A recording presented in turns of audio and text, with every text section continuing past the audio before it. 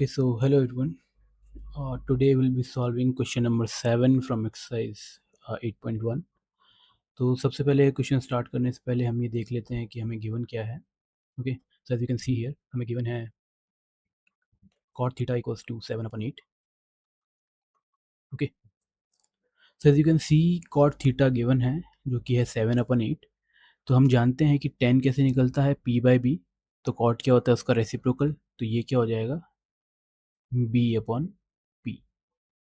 ठीक है, तो कभी भी कोई भी ट्रिग्नोमेट्रिक रेशियो कैलकुलेट करना है, जैसे कि यहाँ पे हमें दिया गया है, ये कुछ लिखा हुआ है यहाँ पे कैलकुलेट करने के लिए, बट फिर भी हम as a rule of thumb हमने देखा था कि कोई भी ट्रिग्नोमेट्रिक रेशियो कैलकुलेट करते हैं तो हम पी बी एच सबसे पहले निकाल लेते हैं. तो हम यहाँ पे भी ऐसे ही करेंगे.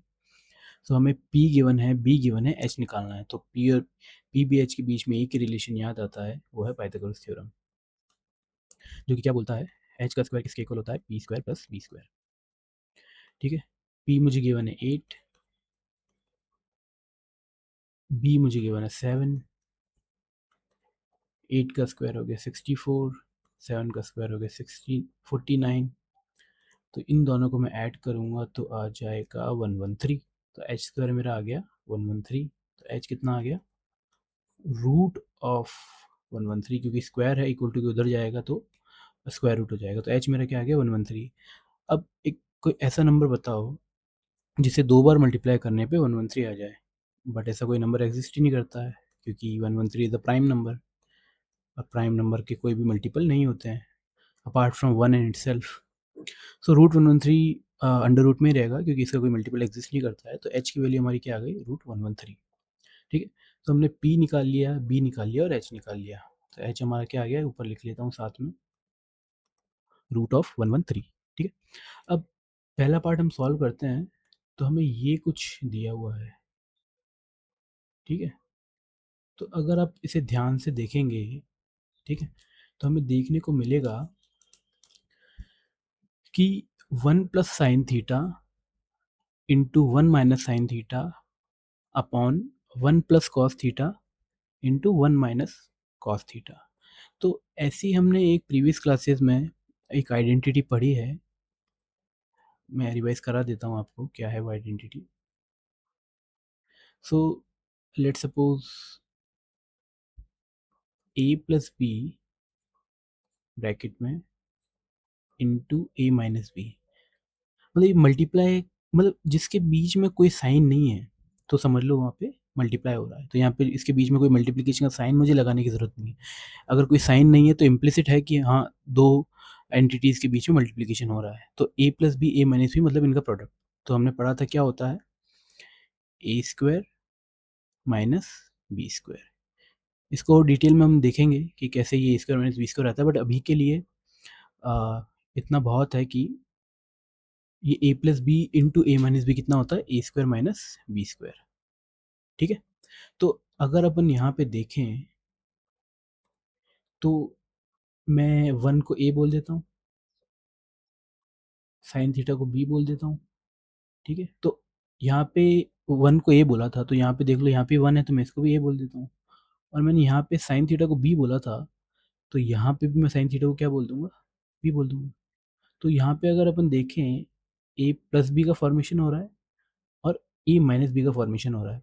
बीच में कुछ साइन नहीं है मतलब मल्टीप्लिकेशन. तो ए plus B A minus B, उससे मैं क्या डिड्यूस कर सकता हूँ कि ए स्क्वायर माइनस बी स्क्वायर. ठीक है, तो मैं ये सेम चीज़ यहाँ पे कर दूंगा. सॉल्यूशन फॉर 1, तो ये क्या हो जाएगा 1 का स्क्वायर माइनस 9 का स्क्वायर हो जाएगा. अब अगर मैं साइन को ऐसे भी लिखूं साइन स्क्वायर थीटा तो भी कोई इशू नहीं, ये दोनों सेम ही चीज़ है. यहाँ पे क्या रिप्रेजेंट कर रहा है कि साइन थीटा का स्क्वायर हो रहा है, बट एक नोटेशन रिप्रेजेंटेशन पर्पस के हिसाब से हम साइन स्क्वायर थीटा लिख देते हैं और उसको बोलते भी साइन स्क्वायर थीटा ही है. साइन थीटा का स्क्वायर बोलने की वजह sine square theta, but both are the same thing. ठीक है, अब डिनोमिनेटर में देखते हैं क्या होगा. तो यहाँ पे भी मैं 1 को ए कंसिडर कर लेता हूँ, कॉस को बी कंसिडर कर लेता हूँ. तो यहाँ पे 1 ए को 1 कंसिडर किया था तो यहाँ पे भी 1 को ए कंसिडर कर लेंगे, कॉस को बी किया तो यहाँ पे बी हो जाएगा। A plus B A minus B same चीज़, A plus B A minus B A square minus B square. ठीक है, तो ए का स्क्वायर, ए कितना कंसिडर किया था मैंने 1, तो 1 का स्क्वायर माइनस बी कितना कंसिडर किया था कॉस, तो क्या कर दूंगा मैं कॉस स्क्वायर। ठीक है, 1 का स्क्वायर तो 1 ही होता है, ये हो जाएगा साइन स्क्वायर थीटा। 1 का स्क्वायर 1 ही होता है, और यहाँ पे क्या हो जाएगा कॉस स्क्वायर थीटा। अब इसके आगे मैं कुछ सॉल्व कर सकता हूँ क्या? नहीं, जितना मुझसे सॉल्व हो रहा था मैंने कर दिया। तो उसके बाद मैं क्या करूँगा, मैं देखूंगा यहाँ पे साइन थीटा है, साइन थीटा तो मुझे कैलकुलेट करना आता है। साइन थीटा कैसे कैलकुलेट करते हैं, पी और एच को डिवाइड करके, पी और एच को डिवाइड करके। तो मैंने पी और एच दोनों कैलकुलेट कर ही लिया है, पी मेरा गिवन था, एच मैंने यहाँ पे निकाल लिया है। ठीक है, तो मैं क्या करूँगा, साइन की जगह पी अपन एच की वैल्यू प्लेस कर दूंगा, पी अपन एच। तो पी कितना है मेरा 8, एच मैंने कितना कैलकुलेट करा था √113, और यहाँ पे स्क्वायर था तो इसका भी स्क्वायर हो जाएगा। सिमिलरली कॉस के लिए करेंगे, 1 वैसे का वैसा रहेगा। कॉस मुझे पता है कैसे कैलकुलेट करते हैं, बी अपन एच। ठीक है, ये बी है एच, बी में मुझे गिवन था 7, तो ऊपर आ जाएगा 7।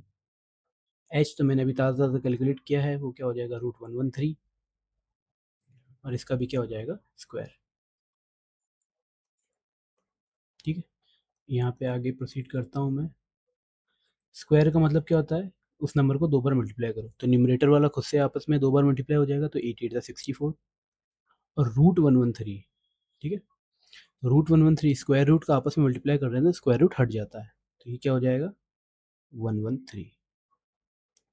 सिमिलरली डिनोमिनेटर में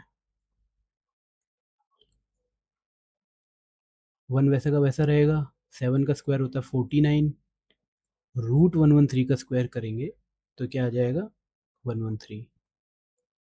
ठीक है, अब इस फ्रैक्शन को सॉल्व कर लेंगे, इन दोनों का एलसीएम लिया 1 और 113 का, तो क्या एलसीएम आ जाएगा इनका 113 आएगा। सो 113 माइनस 64, नीचे एलसीएम 113 आएगा, सेम है ऊपर की जैसे ही, और 113 माइनस 49। ठीक है, जाएगा 49 अपन 113, और नीचे आ जाएगा 64 अपन 113।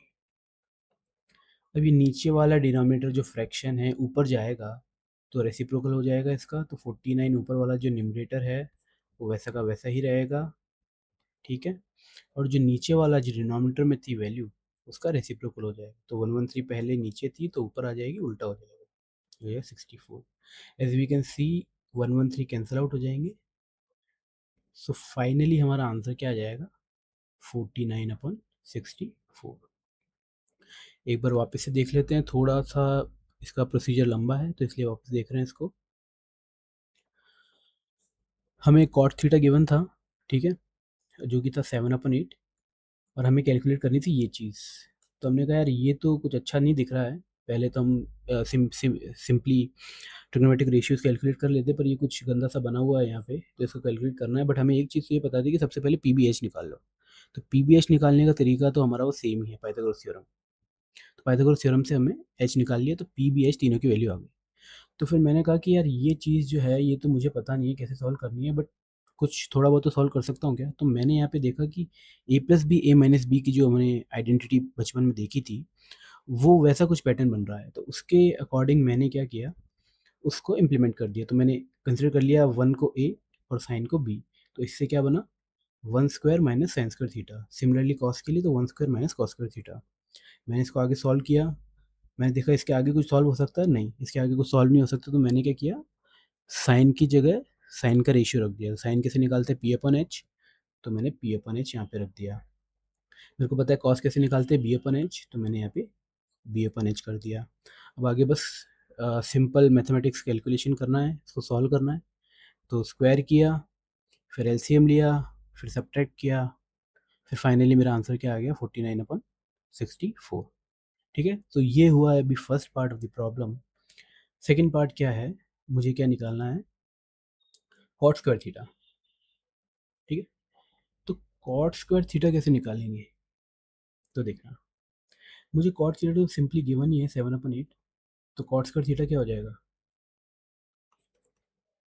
मुझे कॉट थीटा गिवन है 7/8, तो कॉट स्क्वायर क्या हो जाएगा, 7/8 का स्क्वायर, 7 7 का 49, 8 8 64, तो ऐसे निकल गया कॉट स्क्वायर थीटा। फर्स्ट और सेकंड का आंसर सेम है। So this was the question number 7 from exercise 8.1. Thank you for watching. See you in the next one.